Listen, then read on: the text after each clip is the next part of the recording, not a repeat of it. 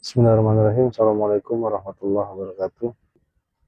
Asyhadu an la ilaha illallah wa asyhadu anna Muhammadan abduhu wa rasuluh.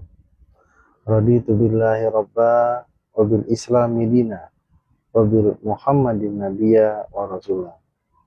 Rabbi shrahli sadri yassirli amri wahlul 'uqdatam min lisani yafqahu qawli. Pertama, seperti biasa, marilah sama kita senantiasa untuk memperbaharui dan juga berusaha untuk meningkatkan kualitas dari rasa syukur sebagai tanda terima kasih kita kepada Allah Subhanahu wa taala atas semua limpahan rahmat, taufik, hidayah dan juga inayah ataupun perlindungan yang senantiasa diberikan kepada kita setiap saat, setiap waktu tanpa henti-hentinya. Semoga Allah Subhanahu wa taala memberikan kepada kita ketetapan iman dan Islam di dalam kita melaksanakan setiap aktivitas kegiatan kita sebagai apapun kita adanya. Baik pada saat kita melaksanakan tugas di dunia ini sebagai seorang khalifah Allah yang ditunjuk, yang diberikan kepercayaan untuk memakmurkan dunia di dalam rangka saling memberitahukan, saling mengajak, dan saling mengingatkan untuk kita sama-sama kembali kepada jalan yang diridhoi oleh Allah Subhanahu wa taala, dan juga iman Islam di dalam kita melaksanakan kewajiban kita sebagai seorang hamba, yaitu melaksanakan apa yang diperintahkan oleh Allah dan apa yang dilarang oleh Allah untuk kita tinggalkan. Sebab yang diperintahkan tentu untuk kebaikan diri kita, dan segala sesuatu yang dilarang tentunya akan menimbulkan permasalahan di dalam kehidupan kita sendiri. Selanjutnya, salawat dan salam marilah sama-sama kita sanjungkan kepada junjungan kita Nabi besar Muhammad Sallallahu Alaihi Wasallam, yang sama-sama telah kita ketahui beliau merupakan sumber dari semua ilmu dan nur, dan juga merupakan bibit dari ma'rifat dan syirk.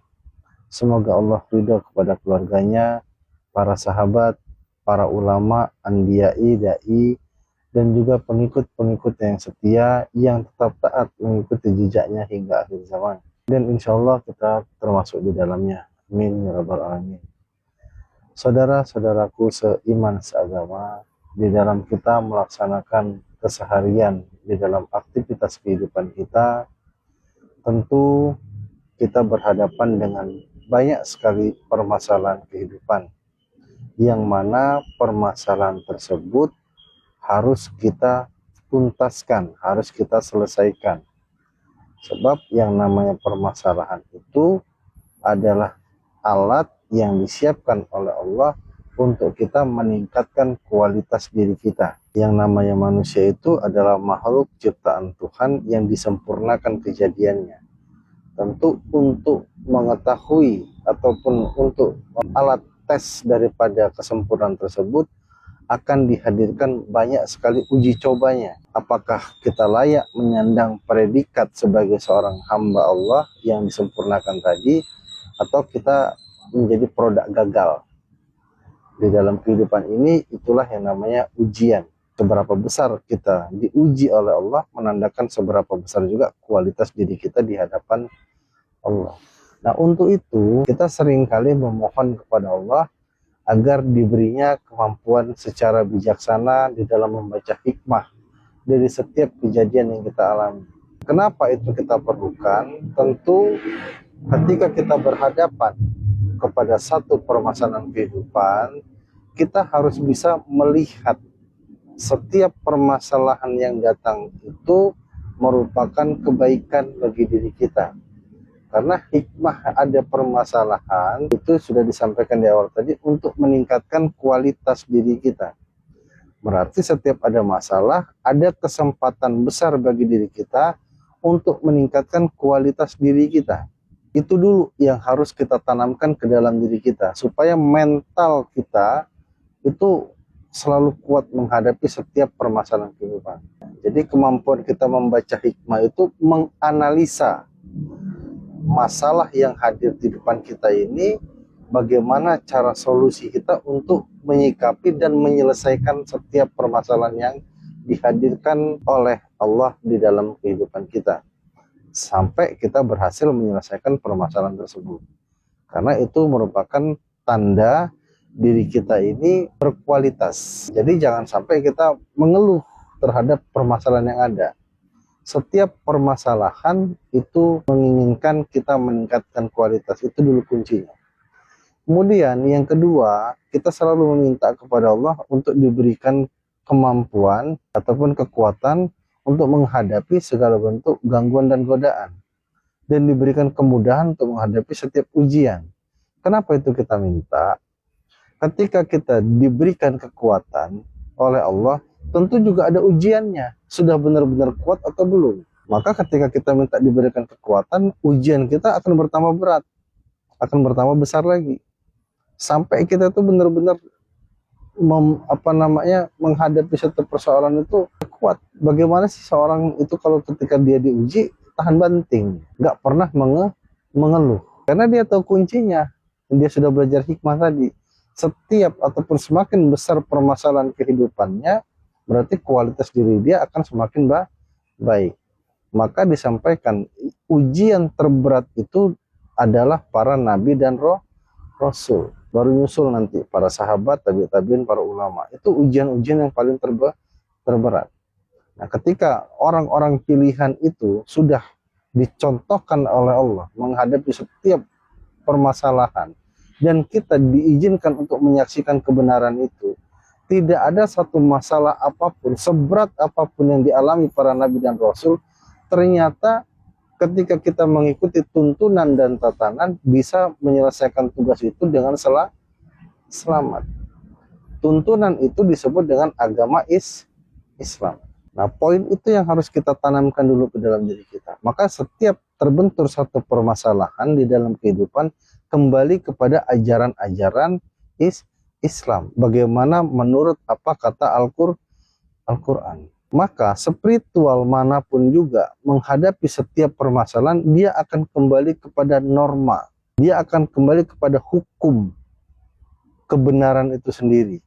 Tidak akan ada yang namanya orang menanam padi, tumbuhnya tumbuh nangka. Setiap apa yang kita lakukan di dunia ini akan berimbas ataupun berakibat kepada diri kita. Maka setiap kita memunculkan aksi terhadap setiap permasalahan yang hadir dalam diri kita, oh ada masalah, masalahnya apa?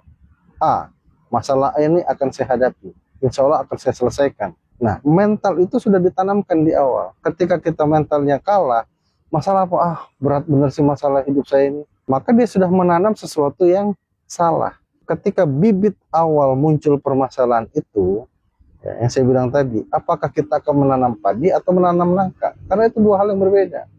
Ketika kita sudah menanamkan ke dalam diri kita satu keyakinan, setiap permasalahan yang datang berarti ada kesempatan saya untuk meningkatkan kualitas diri saya. Itu tanaman pertama. Kemudian di dalam menyikapi permasalahan kehidupan ini, Allah sudah menyiapkan ke dalam diri kita. Kenapa Allah yakin telah kusempurnakan kejadian manusia? Karena Allah sudah persiapkan semua di badan kita. Maka kunci yang kedua, setelah kita menanamkan satu sikap keyakinan terhadap permasalahan itu adalah sesuatu peluang untuk kita meningkatkan kualitas diri kita. Yang kedua yang harus kita pahamkan ke dalam diri kita juga adalah keyakinan tentang potensi yang ada di dalam diri kita. Kita harus menghargai potensi yang ada di dalam diri kita. Kenapa itu harus kita tanamkan? Terkadang kita tidak percaya, apa saya mampu menyelesaikan masalah seberat itu? Kayak mana caranya? Kenapa? Karena kita tidak kenal diri kita. Kita tidak tahu potensi apa yang sudah Allah siapkan di dalam diri kita. Kita sendiri tidak menghargai potensi itu. Kita sendiri selalu melemahkan diri kita. Betapa berharganya seseorang yang telah diciptakan oleh Allah yang bernama, berarti itu sudah disempurnakan, sudah diuji sebenarnya. Nah, potensi yang ada di dalam diri kita itu tentu untuk mengembangkannya perlu yang namanya ujian tadi. Ketika kita sudah yakin ke dalam diri kita, yang pertama tadi sudah kita tempatkan diri kita, kemudian yang selanjutnya adalah menghargai kemampuan diri yang telah Allah berikan kepada kita. Maka di dalam perjalanan spiritual juga kita mengenal siapa diri kita. Harus kita kenali dulu. Kenapa? Ketika kita sadar diri kita adalah seorang manusia, tentu di dalam diri manusia itu punya potensi yang sangat luar biasa. Tinggal kita mau mengembangkannya atau tidak, menghargainya atau tidak. Kalau kita tidak bisa menghargai diri kita, melemahkan diri kita sendiri, maka kita berjalan di atas dunia ini akan menjadi hamba dunia ini, tunduk kepada dunia. Nah, kunci kesuksesan yang kedua ini harus benar-benar kita pahami. Apa potensi yang ada di dalam diri kita ini? Tentu potensi itu harus kita kembangkan tanpa kita ragu terhadap diri kita. Nanti kalau orang tahu saya bisa begini gimana ya? Nanti itu nggak akan pernah bisa jadi gitu. Kita harus perkenalkan, kita harus bangga, kita harus bersyukur telah Allah berikan potensi itu ke dalam diri kita. Orang bangga, kenapa? Saya punya titel sebagai seorang dokter. Ketika dia tidak menghargai profesinya ataupun kemampuan diri dia sebagai dokter, dia nggak bisa jadi apa-apa. Nanti kalau nggak sembuh gimana ya pasien saya? Nanti kalau gini gimana ya? Yakinlah ketika dia tidak meyakini ataupun tidak menghargai potensi yang ada dalam diri dia tidak akan pernah berhasil. Seorang marketing juga sama. Ketika dia tidak yakin terhadap dirinya, punya kemampuan untuk melakukan aktivitas sebagai seorang marketing, dia nggak akan bisa jualan apa-apa. Padahal manusia itu bisa semua. Unsurnya ada semua. Tinggal dia gali potensi itu. Semangati dirinya. Ketika dia butuh semangat, ada unsur api di dalam badannya yang membara. Semangati. Yakin lah. Kenapa enggak? Kalau yang lain bisa, kenapa saya tidak? Justru saya punya kelebihan yang orang lain nggak punya. Nah, dari kelebihan itu, supaya orang tahu saya punya kelebihan itu. Kenapa orang berani menonjolkan dirinya sebagai si A, si B, si C, si D? Kok saya minder? Berarti kita sudah tidak mempercayai diri kita, tidak mempercayai Tuhan yang menyiapkan potensi itu ke dalam diri kita. Itu kelemahan kita. Orang bangga memperkenalkan, saya seorang gubernur, saya seorang sekda, saya seorang ini, saya seorang itu. Sedangkan kita sama di mata Tuhan, saya juga punya. Yang dikasih Tuhan. Kamu harus kenal saya sebagai orang yang disiapkan oleh Allah untuk melaksanakan tugas saya sebagai petani, katakan, atau praktisi, katakan. Tapi kalau petaninya atau praktisinya tidak yakin, nanti kalau ngapain, nanti orang tahu segala macam, kapan dia mau berkembang, kapan dia mau tumbuh, kapan dia mau besar? Nggak mungkin. Padahal bisa jadi ketika dia sudah tumbuh berkembang, bisa setara, memang disetarakan kejadiannya. Kenapa tidak? Orang bisa sukses dengan pekerjaan dia, kenapa kita tidak? Orang bisa sukses dengan hidup dia, kenapa kita tidak? Nah, itu poin yang kedua, menghargai potensi yang sudah Allah siapkan. Karena diri kita ini manusia yang sudah disempurnakan. Ini supaya kita paham tentang manusia itu siapa dulu. Kemudian peluang. Allah kasih. Waktunya sama, kesempatannya sama. Kenapa orang lain bisa berhasil, kita tidak? Karena kita tidak bisa melihat peluang menghasilkan ataupun menciptakan peluang yang ada di depan kita. Allah sudah siapkan imajinasi ataupun harapan ataupun keinginan itu supaya kita termotivasi. Ketika kita termotivasi dengan satu peristiwa, ada kawan kita beberapa waktu lalu mengeluhkan kepada kita tentang permasalahan dia punya utang pinjol 50 juta. Saya bilang, kecil amat itu utangnya, kenapa nggak 500 juta sekalian? Supaya motivasi kita itu lebih besar lagi. Dan motivasi itu membuat kita bangkit, bukan membuat kita jadi tersungkur. Itu satu kesalahan terbesar ketika berhadapan satu masalah, kita jadi down, itu nggak boleh. Makin besar masalah itu, makin semangat kita harus melakukan. Ingat perjuangan para nabi dan rasul itu. Begitu semangatnya mereka. 3.000 pasukan melawan 100.000 pasukan tentara. Semangat. Yakin dia dengan potensi yang ada di dalam diri dia. Gimana caranya? Ya putar otak. Karena Allah sudah siapkan strateginya begini. Sehingga menanglah peristiwa itu. Kita harus bangkit. Kita harus yakinkan diri kita. Kita yakin dengan diri kita itu karena kita punya Tuhan. Karena kita banyak menyia-nyiakan peluang di hadapan kita itu. Nanti begini. Nanti begitu. Belum aja berhadapan dengan permasalahan, kita sudah kalah duluan. Mental kita tidak mencerminkan mental pribadi seorang Islam. Padahal kita sudah disampaikan di awal tadi, para nabi dan rasul yang ujian yang paling berat di dunia ini dan sudah diperlihatkan kepada kita, mereka berhasil melaluinya dan sukses sampai dengan detik ini. Kenapa? Mereka mengikuti tuntunan dan tatanan. Sudah ada contohnya. Contoh Nabi dulu, Nabi Muhammad kita, Rasul kita. Jatuh bangun bangkit lagi, jatuh bangun bangkit lagi. Nggak perlu dia. Betapa susah yang meyakinkan orang lain yang belum ada contoh sebelumnya. Di tempat itu belum ada yang menganut ajaran agama Islam. Dia disuruh dakwah di situ, suruh jadi marketing di sana, memperkenalkan sesuatu yang baru. Sementara kita sudah banyak contohnya. Kenapa kita nggak bisa?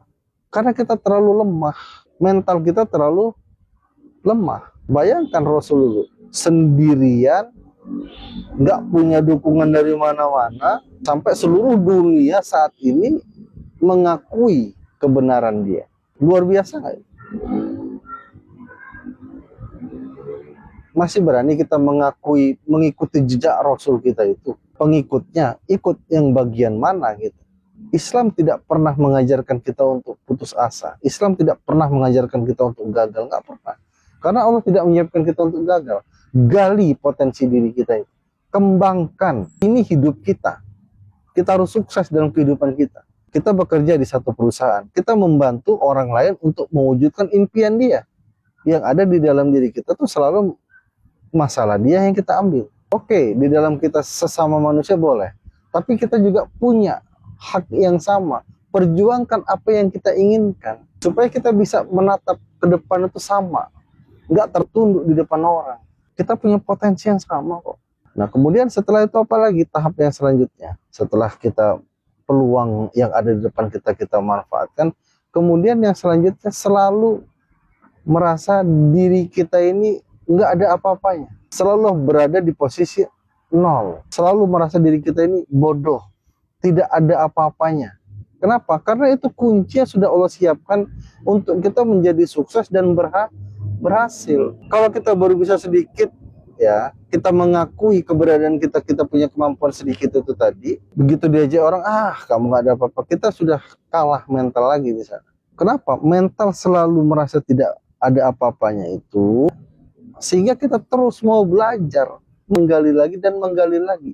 Meniadakan ego namanya. Kita tidak terpengaruh lagi oleh lingkungan sekitar. Itu salah satu kunci keberhasilan. Tapi kalau kita masih terpengaruh, disanjung kita akhirnya jadi lengah, kemudian kita dihina, kita jadi kacau pikiran kita, berarti kita belum siap untuk menjadi manusia yang sukses, berhasil belum. Karena puncaknya kita harus meniadakan diri kita. La ilaha itu meniadakan kita. Diajak, oh ya sudah nggak masalah kok. Nah ini yang paling berat di dalam orang menuju kesuksesannya. Meniadakan diri. Sore tadi saya ketemu sama seseorang. Dia sudah melalui banyak sekali permasalahan. Dia cerita. Sampai dia sekarang bisa sukses berhasil itu, pelajaran yang paling terpenting adalah meniadakan ego.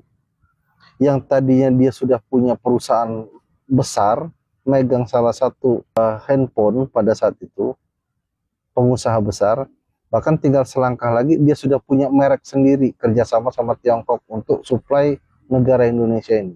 Tiba collab, ya, tertipu oleh orang terdekatnya. Bentuk tertipunya bagaimana? Karena itu tadi ego dipermainkan. Masa kamu nggak bisa begini? Akhirnya naik ego. Begitu egonya naik, salah perhitungan, jatuh. Yang tadi yang punya segala macam, kontraknya di daerah Sukarame itu kontrakannya. Istrinya ninggalin dia, anak 2. Dari situ dia belajar, oh ternyata ego itu harus dibunuh. Datanglah beberapa kawan, kata dia.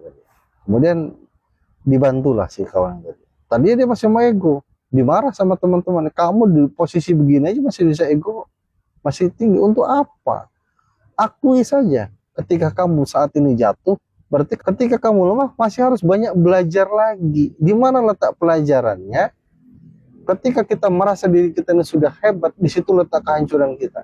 Dan itu sudah ada contoh di dalam Al-Quran. Banyak sekali contohnya. Fir'aun ketika dia sudah merasa nggak ada yang lebih hebat dari diri dia, dia jatuh. Nah, maka kunci yang terbesar ya, adalah meniadakan diri kita. Tidak merasa diri kita itu mampu. Tidak merasa diri kita itu pintar. Selalu butuh. Bukan berarti kita nggak bisa apa-apa. Itu beda lagi. Karena tingkatan orang belajar, yang pertama bodoh. Yang kedua, dia merasa diri dia pintar. Ketika dia sudah melalui banyak peristiwa, dia akan menjadi bodoh lagi.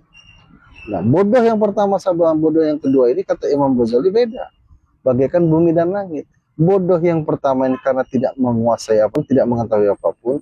Bodoh yang tertinggi adalah merasa semua yang dia miliki itu tidak ada apa-apa dibandingkan dengan kekuasaannya Allah.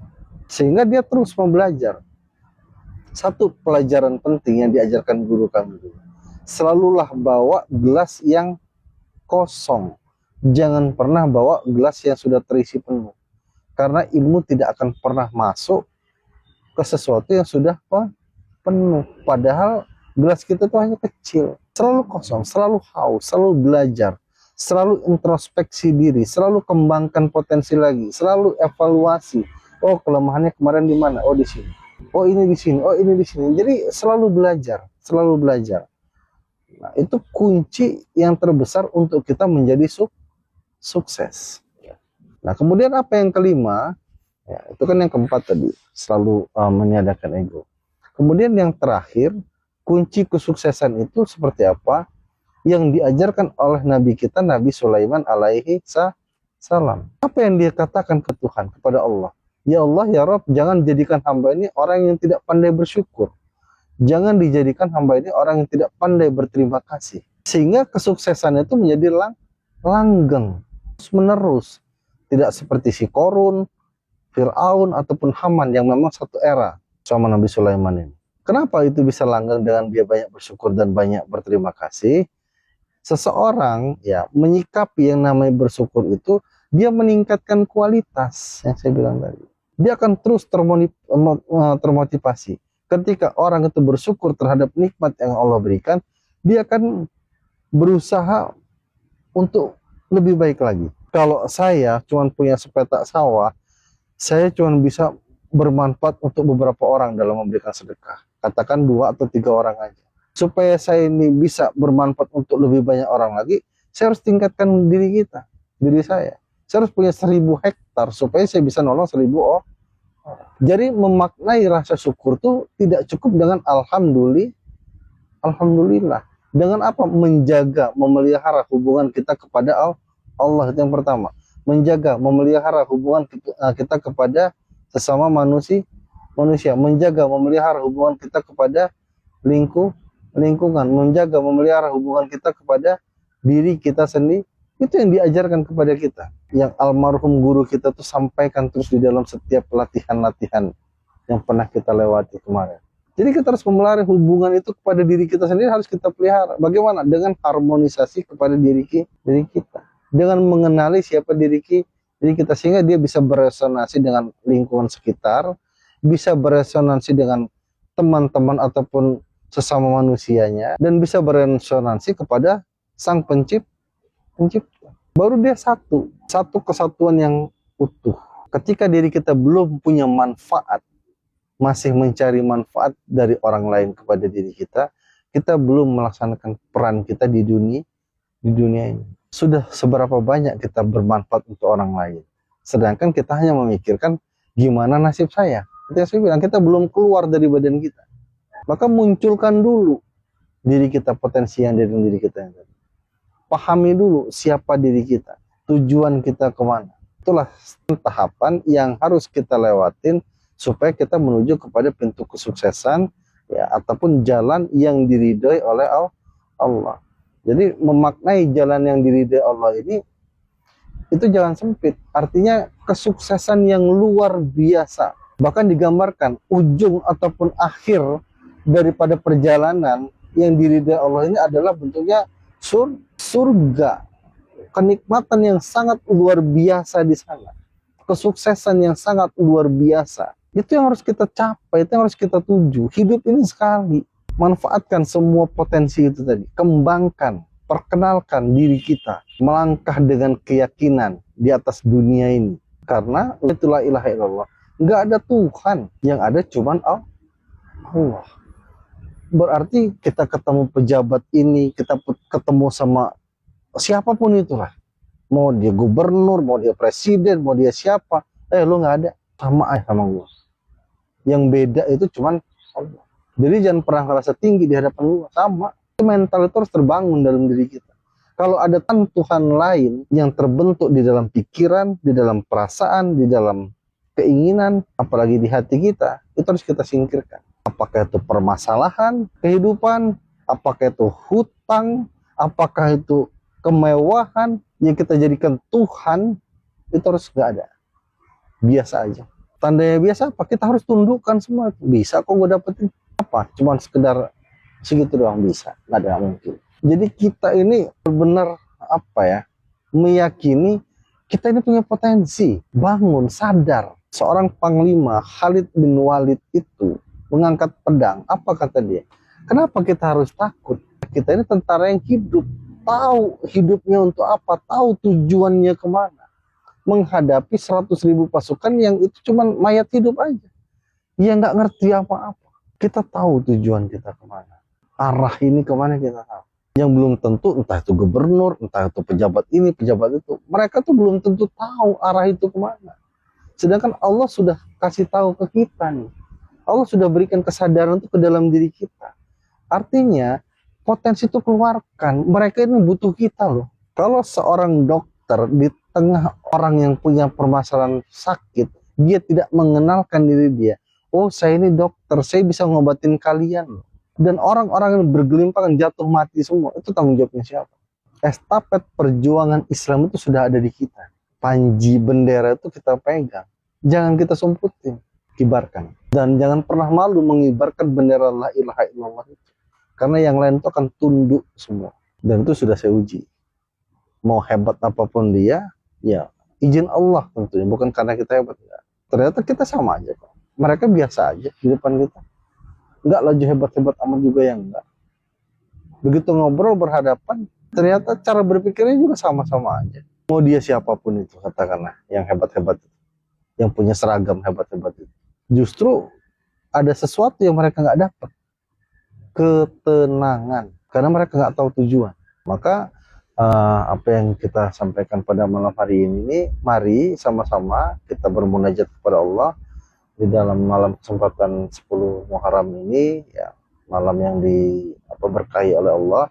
Tentunya kita memohon agar kita bisa benar-benar melaksanakan tugas dan tanggung jawab kita, baik sebagai seorang khalifah maupun seorang hamba, dengan mengagungkan kalimah yang ada di dalam diri kita, keyakinan itu, la ilaha illallah itu, kita terapkan, kita kibarkan lagi bendera tauhid itu, pegang erat panji yang sudah ataupun estafet yang sudah diserahkan kepada kita, manfaatkan waktu, peluang, kesempatan yang masih Allah siapkan di dalam diri kita. Semoga ya, guru-guru kita sampai kepada Rasul, dan kita memohon wasilahnya untuk disampaikan kepada Allah yang menciptakan kita ini, supaya kita benar-benar bisa melaksanakan tugas dan tanggung jawab kita, menunaikan janji kita sampai napas terakhir itu lepas dari dalam jiwa dan raga ini terlepas. Mudah-mudahan itu sedikit yang bisa kami sampaikan. Semoga Allah izinkan kita bisa melaksanakannya di dalam keseharian sebagai apapun kita adanya. Semoga apa yang sudah diingatkan ini menjadi motivasi bagi diri kita untuk senantiasa mengembangkan diri kita. Dan saya akhiri, billahi taufiq wal hidayah. Assalamualaikum warahmatullahi wabarakatuh.